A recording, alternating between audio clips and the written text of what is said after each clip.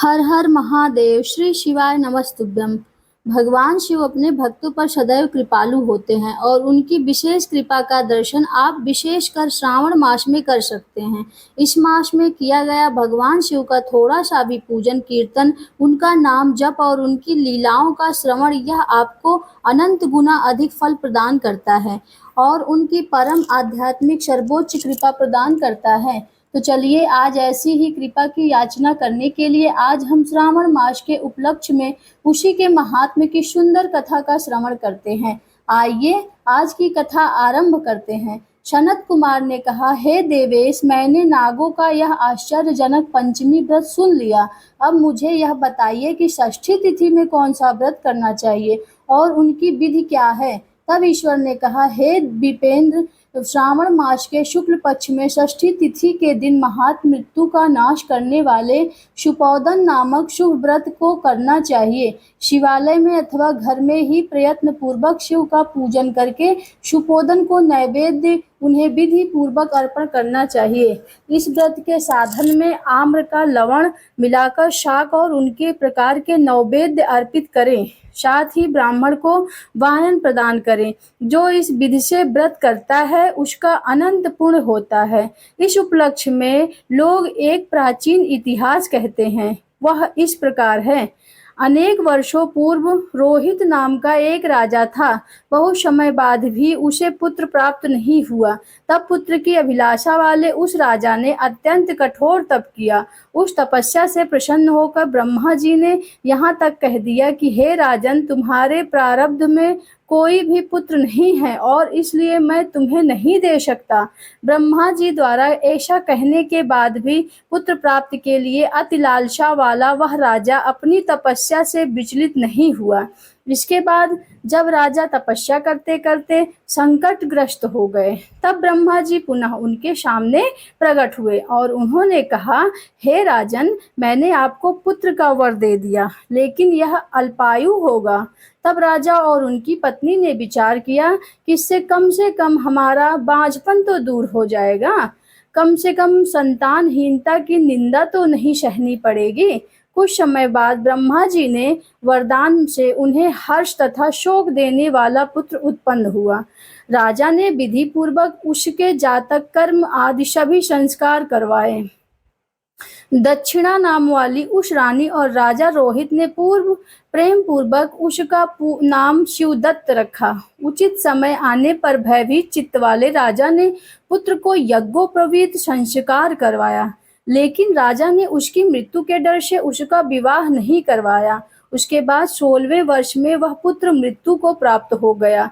तब ब्रह्मचारी की मृत्यु का स्मरण करते हुए राजा को महान चिंता होने लगी कि जिनके कुल में अगर ब्रह्मचारी मर जाए तो उनका कुल विनष्ट हो जाता है, वह ब्रह्मचारी भी दुर्गति में पड़ जाता है। इस कथा को सुनकर सनत कुमार ने कहा, हे देव, क्या इसके दोष निवारण का कोई उपाय है या नहीं?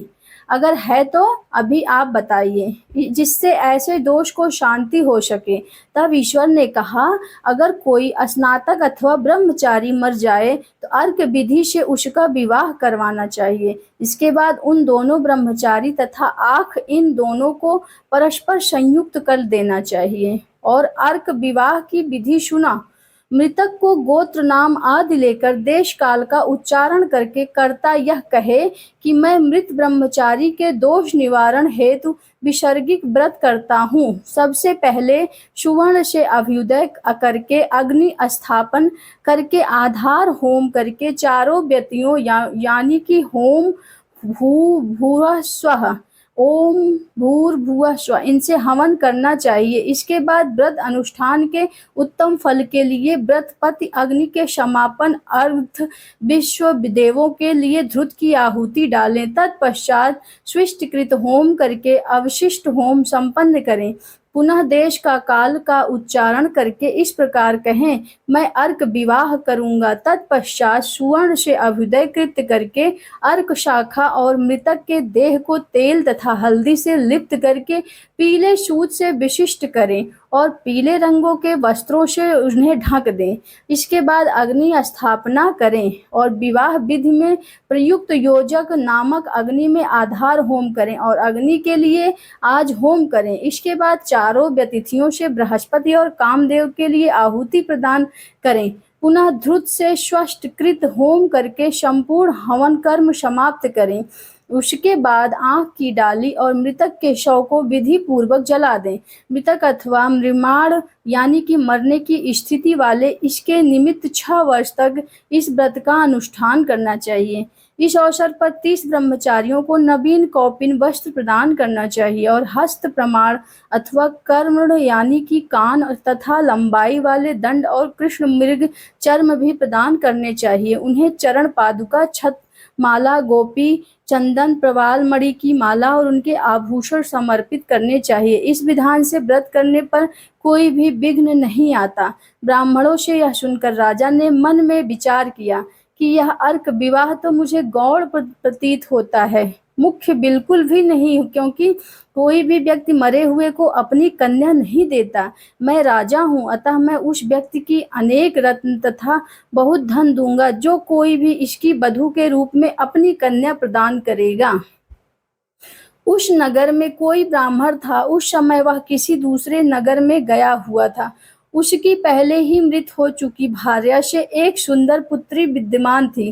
ब्राह्मण की दूसरी पत्नी थी जो दुष्ट मन वाली थी और उसके प्रति बुरे विचार रखती थी। वह कन्या 10 वर्ष की थी। वह दीन थी और अपनी सौतेली माता के अधीन थी। इसलिए सौतापन के द्वेष और अत्यधिक धन के लोभ के कारण उस सौतेली माँ ने 1 लाख मुद्रा लेकर उस कन्या को मृतक राजकुमार के लिए दे दिया।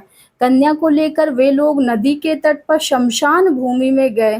राजकुमार के पास उस शव के साथ उसका विवाह करवा दिया। इसके बाद विधान पूर्वक शव के साथ कन्या का योग करके जब वे जलाने की तैयारी करने लगे तब उस कन्या ने पूछा, हे सज्जनों, आप लोग यह क्या कर रहे हैं? तब वे सभी दुखी होकर कहने लगे कि हम लोग तुम्हारे इस पति को जला रहे हैं। इस पर भयभीत होकर बाल स्वभाव के कारण रोती हुई उस कन्या ने कहा, आप लोग मेरे पति को क्यों जला रहे हैं? मैं जलाने नहीं दूंगी। आप सभी लोग एक साथ चलें जाइए, मैं अकेली ही यहाँ बैठी रहूंगी और यह उठेंगे तब मैं इन पतिदेव के साथ चली जाऊंगी।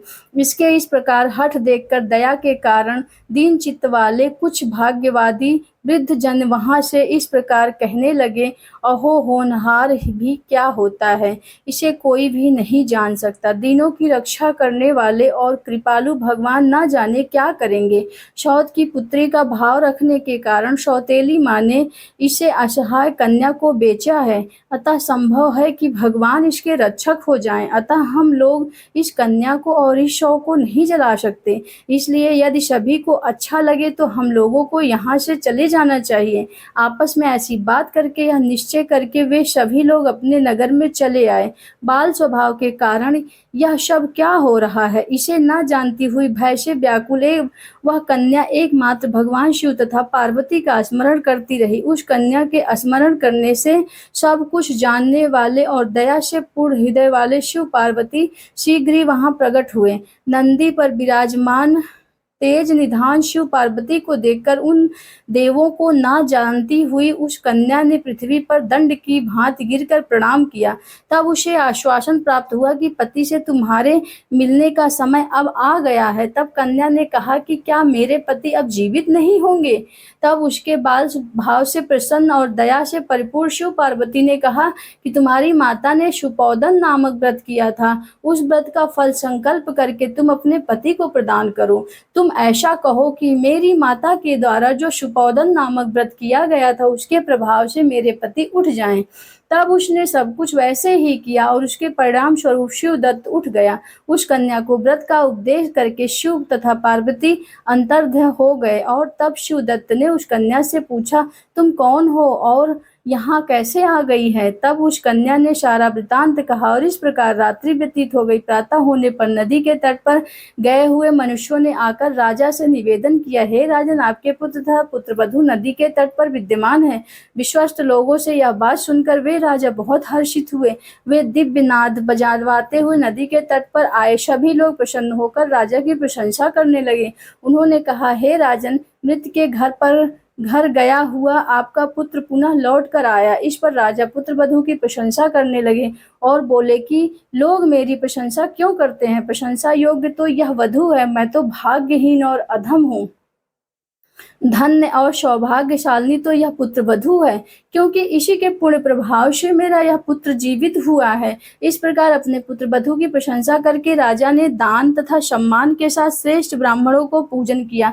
ग्राम में बाहर से ले जाए गए मृत व्यक्ति के पुनः ग्राम में प्रवेश कराने से संबंधित शांतिक विधि को ब्राह्मणों से निर्देश पर विधि पूर्वक संपन्न किया। इस कथा का समापन करते हुए भगवान शिव कहते हैं, हे वत्स, इस प्रकार मैंने आपसे यह शुपोदन नामक व्रत कहा। इसे 5 वर्ष तक करने के बाद उद्यापन करना चाहिए। पार्वती तथा शिव की प्रतिमा का प्रतिदिन पूजन करना चाहिए और प्रातःकाल आम के पल्लवों के साथ चरु का होम करना चाहिए। साथ ही नैवेद्य और वायन अर्पित करना चाहिए। मनुष्य अगर व्रत की बताई गई इस विधि का पालन करते हुए आचरण करता है तो वह दीर्घजीवी पुत्र प्राप्त करके मृत्यु के अनंतर शिवलोक में जाता है। और इस प्रकार स्कंद पुराण के अंतर्गत ईश्वर सनत कुमार संवाद में श्रावण मास महात्म्य शुपोदन षष्ठी व्रती नामक 15वां अध्याय पूर्ण हुआ। तो यही थी आज की हमारी श्रावण मास के महात्म्य का वर्णन करती हुई सुंदर पौराणिक कथा। अगर आज की कथा अच्छी लगी तो इसे लाइक, शेयर, सब्सक्राइब जरूर करें और हमारे चैनल को जरूर सब्सक्राइब कर लेना। धन्यवाद। श्री शिवाय नमस्तुभ्यम। क्योंकि इस पवित्र मास में भगवान शिव के दिव्य कथाओं की अधिक से अधिक श्रवण और पाठन करना चाहिए। आइए आपसे मिलेंगे इसी कथा की अगली कड़ी के साथ। हर हर महादेव।